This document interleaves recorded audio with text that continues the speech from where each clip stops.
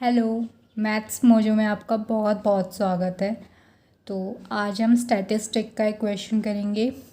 इस क्वेश्चन में हमें मीन मीडियन मॉड तीनों चीज़ें फाइंड करनी है। हमें डाटा गिवन है, तो यहाँ पे हम किसी दो की वैल्यू तो प्रॉपर टेबल वेबल बना के सॉल्व करेंगे, और जो थर्ड वाला होगा, जो भी एक बचा हुआ होगा, उसका हम एक रिलेशन होता है इन तीनों में, उस रिलेशन की हेल्प से तीसरे की वैल्यू फाइंड करेंगे। ठीक है, तो यहाँ पे सबसे पहले हम निकालते हैं मीन, जो सबसे इजी होता है।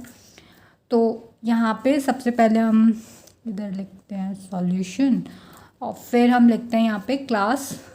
यहाँ पे एक साइड पे ये रो फॉर्म में दे रखा है, तो इसको हम कॉलम फॉर्म में लिख लेंगे। क्लासेस में यहाँ पे हम यही सारी वैल्यूज़ को उतार देते हैं, एक तरफ क्लासेस लिख लेते हैं, एक तरफ फ्रिक्वेंसी लिख लेते हैं।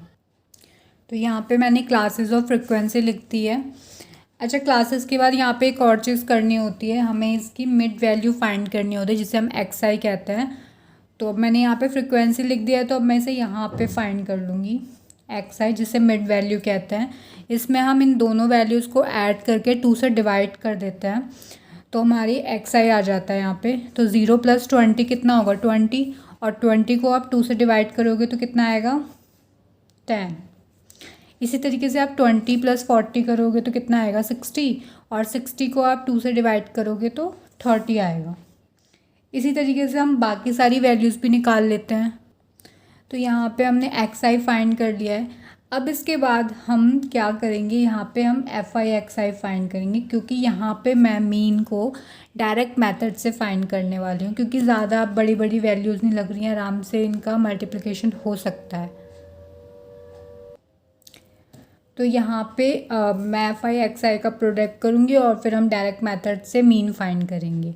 और अगर आपको यहाँ पे वैल्यूज़ थोड़ी बड़ी बड़ी लगती हैं, आप थोड़ा शॉर्टकट फॉर्म में शॉर्टकट तरीके से करना चाहते हो, तो आप उसके लिए एज्यूम मीन मेथड यूज़ कर सकते हो। यहाँ पे उसकी भी वीडियो मैंने बना दी है। मैं इसमें मतलब सारे मेथड की, डायरेक्ट मेथड, शॉर्टकट मेथड, इन सब की वीडियो बना रखी है, और उसकी प्लेलिस्ट भी बनाई है, स्टैटिस्टिक के नाम से है, तो आप वहाँ पे जाके चेक कर सकते हो। ठीक है, तो हम क्वेश्चन सॉल्व करते हैं आगे। एफ आई एक्स आई निकालते हैं। एफ आई एक्स आई मतलब इन दोनों का प्रोडक्ट करना पड़ेगा यहाँ पे हमें। तो 6 की 10 से मल्टीप्लाई करेंगे तो 60 हो जाएगा।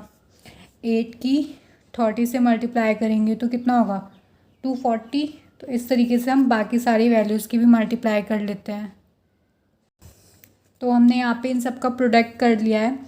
अब इसके बाद हमें क्या करना है, यहाँ पर अब हमें जो फ्रीक्वेंसी है उसका सम फाइंड करना है, और जो एफ आई एक्स आई हमने निकाला है इसका भी सम फाइंड करना है, क्योंकि जो हमारा मीन का फॉर्मूला होता है X bar equals to summation F I X I upon summation F I, ये होता है। और यहाँ पे अब आई इक्वल्स टू 1 2, टोटल हमारे पास 5 टर्म्स है, तो हम यहाँ पे 5 लिख देंगे। ऐसे ही हम यहाँ पे लिख देंगे। ठीक है, तो अब हम एफ आई का सम करेंगे, तो इन सारी वैल्यूज़ का सम करेंगे तो कितना आएगा? 10 + 12 22, 22 + 8 30, 30 + 12 42। तो समीशन एफ कितना आएगा, जिसे हम कैपिटल एन से भी शो करते हैं, यह आ जाएगा 40। उसके बाद फिर हम यहाँ पे, सॉरी, ये 40 नहीं आएगा, ये 42 आएगा। ठीक है, अब हम एफ आई एक्स आई का भी सम कर लेते हैं। समीशन एफ आई एक्स आई कितना होगा? तो जब हम एफ आई एक्स आई का सम करेंगे तो हमें मिलेगा 2180। तो बस हम ये सारी वैल्यूज़ को यहाँ पे रख देते हैं, तो कितना आ जाएगा? 2180 अपॉन 42, और जब आप इसे डिवाइड करोगे तो कितना मिलेगा हमें? 51.90। तो हमारे पास मीन कितना आ जाएगा? 51.90। ठीक है, तो अब हमने मीन फाइंड कर लिया है। अब नेक्स्ट हम क्या फाइंड कर लेते हैं यहाँ पे? मॉड, और फिर जो मीडियन होगा वो हम उस फॉर्मूले से फाइंड कर लेंगे। तो मॉड के लिए क्या करना होता है हमें? मॉड का हम फॉर्मूला लिख लेते हैं पहले।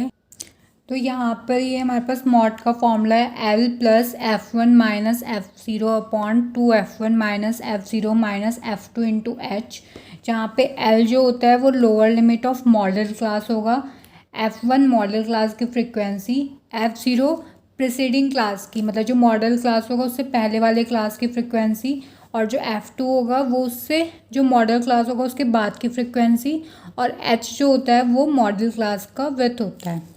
तो सबसे पहले तो हम यहाँ पे मॉडल क्लास फाइंड करेंगे। तो मॉडल क्लास क्या होता है कि जो यहाँ पे फ्रिक्वेंसीज़ हैं इसमें जो सबसे ज़्यादा फ्रिक्वेंसी वाली जिसकी सबसे ज़्यादा फ्रिक्वेंसी होती है, जैसे आप देखो यहाँ पे जो फ्रिक्वेंसीज दे रखी हैं इसमें सबसे ज़्यादा फ्रिक्वेंसी किसकी है, 12। ठीक है, तो जो 12 होगा उसके करस्पॉन्डिंग जो क्लास होगा उससे ही हम मॉडल क्लास कहते हैं, और जो 12 होगा वो यहाँ पर F1 की वैल्यू होगी। ठीक है, तो हम यहाँ पे पहले साइड में सारी वैल्यूज़ लिख लेते हैं। F1 कितना था हमारे पास, 12।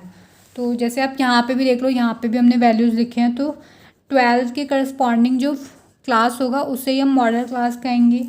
तो यहाँ पर हमारा जो मॉडल क्लास है, मॉडल क्लास वो क्या है, 60 to 80।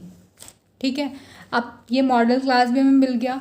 अब जो ये फ्रिक्वेंसी है मॉडल क्लास की उससे प्रीसीडिंग क्लास की फ्रिक्वेंसी कितनी है, 10। तो ये किसकी वैल्यू होगी, F0 की, ये F1 की, और इस मॉडल क्लास के बाद वाले क्लास की फ्रिक्वेंसी कितनी है, 6। तो ये F2 की वैल्यू होगी। ठीक है, अब और H कितना होगा, H होगा जो मॉडल क्लास है उसका विड्थ। तो उसका विड्थ हम कैसे फाइंड करेंगे, हम 80 में से 60 माइनस कर देंगे, तो जो इनके बीच का गैप होगा वही H की वैल्यू हो जाएगी।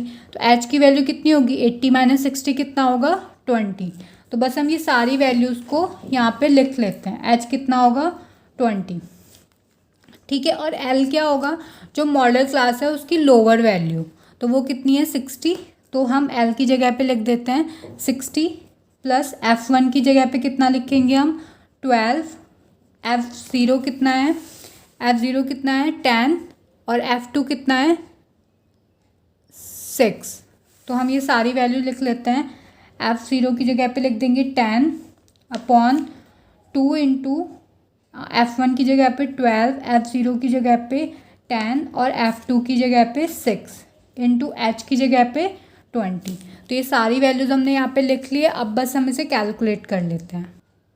तो यहाँ पे हमने कैलकुलेट करा तो 12 माइनस 10 हो गया 2, 12 2 ज़ा 24, माइनस 10 माइनस 6 हो गया माइनस 16 इंटू 20।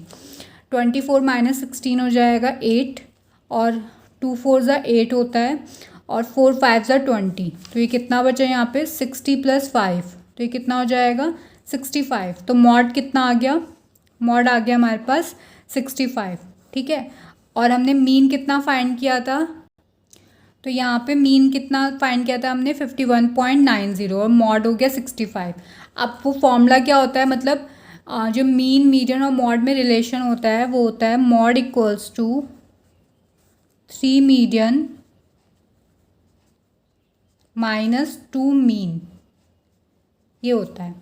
ठीक है, तो अब हम यहाँ पे हमने मॉड फाइंड कर लिया है, हमने मीन भी फाइंड कर लिया, मीडियन फाइंड करना है, तो बस मॉड की जगह पे हम मॉड की वैल्यू रख देते हैं, equals to 3 into median minus 2 into, sorry mode कितना था, मॉड था हमारे पास 65, और मीन की जगह पे मीन की वैल्यू 5.90। ठीक है, अब 2 की मल्टीप्लाई 51.90 से करके उसको हम इधर लेके चले आते हैं। तो यहाँ पे हमने इस 2 की 51.90 से मल्टीप्लाई करा तो 103.80 आ गया। इसे हम इस तरफ लेके आएंगे तो प्लस का हो जाएगा, और जब इसे ऐड करेंगे तो ये होगा 168.80 इक्वल्स टू 3 मीडियन। और मीडियन कितना आ जाएगा, ये जो 3 मल्टीप्लाई में है ये अपॉन में चला जाएगा, 168.80 अपॉन 3, तो हम डिवाइड करेंगे तो कितना होगा, 56.26। तो मीडियन आ जाएगा हमारे पास 56.26। तो हमने यहाँ पे तीनों चीज़ फाइंड कर ली, मीडियन भी फाइंड कर लिया, मीन भी फाइंड कर लिया, और मॉड भी फाइंड कर लिया। आई होप आपको क्वेश्चन समझ में आया होगा। अब मिलता है फिर नेक्स्ट वीडियो में एक और क्वेश्चन के साथ। Thank you for watching.